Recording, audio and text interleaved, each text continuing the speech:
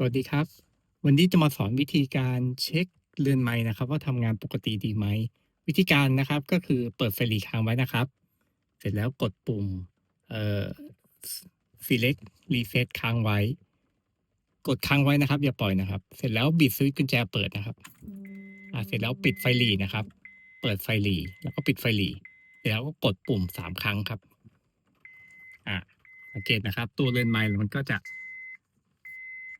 กระดิกกระดิกทำงานนะครับ มันก็จะขึ้นนะครับว่าตรงไหนครบไม่ครบเนี่ยครับอันนี้ก็เป็นวิธีการตรวจสอบการทำงานของเรือนไม้เบื้องต้นนะครับลองไปเล่นกันดูนะครับ